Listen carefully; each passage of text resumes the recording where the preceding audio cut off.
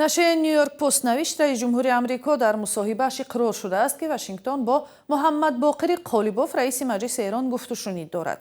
ترامپ گفته است به زودی روشن می شود که آمریکا با قالیباف کار میکند یا نه. قالیباف گفت و شنید ایران با آمریکا را رد کرده است. پیش از برنامه از همکارم کیومرث سیاتا خواستم درباره قالیباف و نقش او بگوید. محمد باقر قالیباف رئیس حاضره مجلس ایران و فرمانده پیشین سپاه پاسداران که در 4 انتخابات پرزیدنتی شکست خورده است، حالا یکی از چهره‌های قدرتمندترین در جمهوری اسلامی به شمار می رود. این امکان پس از کشته شدن گروهی بزرگ از رهبران و فرماندهان بلندپایه ایران در حمله‌های یکجایه اسرائیل و آمریکا به او دست داد. هرچند مجتبی خامنه‌ای پسر علی خامنه‌ای رهبر نو ایران معرفی شد، از آغاز حمله آمریکا و اسرائیل به ایران در آخر ماه فوریه ناپدید است و گفته می‌شد که زخمی است.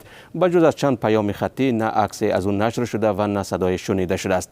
در چنین شرایط بعضی‌ها در کاخ سفید محمد باقر قالیباف را انتخابی مناسب برای گفتگو می‌دانند، اما قالیباف 64 ساله پیش از این گمانزنی‌ها را رد کرد و در شبکه ایکس یا همان توییتر سابق نوشت که هیچ مذاکره با آمریکا انجام نشده و این ادعا خبری دروغ برای تاثیرگذاری روی بازارهای مالی و نفت است. محمد باقر قالیباف سیاستمدار محافظه‌کار و فرمانده سابق نظامی سالها با رهبری عالی ایران و سپاه پاسداران انقلاب اسلامی پیوندی نزدیک داشت و در 18 سالگی به سپاه پاسداران پیوست و در جریان جنگ ایران و عراق تا فرماندهی یک واحد نظامی پیش رفت.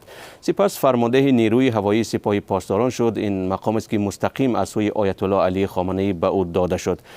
نام قالیباف در گذشته با ماجرای فساد هم گره خورده است.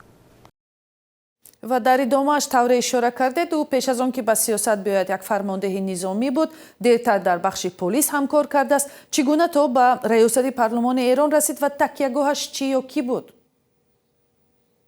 بله خیرامان، محمد باقر قالیباف سال 2000 زمانی که 39 سال داشت بر رهبری نیروهای ملی پلیس ایران تعیین شد. دوره رهبری قالیباف در این اداره با خشونت همراه بود. حتی در یک نوار صدایی که دیرتر فاش شد، او در سرکوب سال 1999 شخصا دانشجویان را لطوکوب کرده و از دستور تیرپرانی علیه دانشجویان در اعتراضهای سال 2003 افتخار هم کرده است. محمد باقر قالیباف در سال 2005 از ریاست پلیس استعفا داد و به سیاست وارد شد. در انتخابات پرزیدنتی همان سال جایگاه 4 را گرفت. پیروزی سیاستمدار پاپولیست یا عوامگرا محمود احمدی نژاد در این انتخابات در شهرداری تهران را برای قالیباف کشاد و او 12 سال در آنجا ماند. قالیباف در سال 2013 دوباره نامزد ریاست جمهوری ایران شد و در مقام دوم قرار گرفت و در سال 2017 نیز وارد رقابت شد، اما به خاطر حمایت از ابراهیم رئیسی از بازی کنار رفت. حسین رزاق تحلیلگر ایرانی مقیم آلمان که رادیوی آزادی با او صحبت کرد میگوید که این نامزد شدن ها و به ویژه عقب نشینی قالیباف در انتخابات سال 2017 بیشتر یک نوع نشان دادن وفاداری یا صداقتش بر رهبری عالی ایران بود، نه یک تلاش واقعی برای رسیدن به قدرت. او در انتخابات زودهنگام سال 2024 نیز بار 4 نامزد گشت، اما در برابر مسعود پزشکیان رئیس جمهوری حاضره ایران شکست خورد. در انتخابات پارلمانی سال 2020 او رئیس پارلمان انتخاب شد و در دوران ریاست محمد باقر قالیباف مجلس ایران قانونی را قبول کرد که سرعت رشد برنامه هسته‌ای آن کشور را افزایش داد.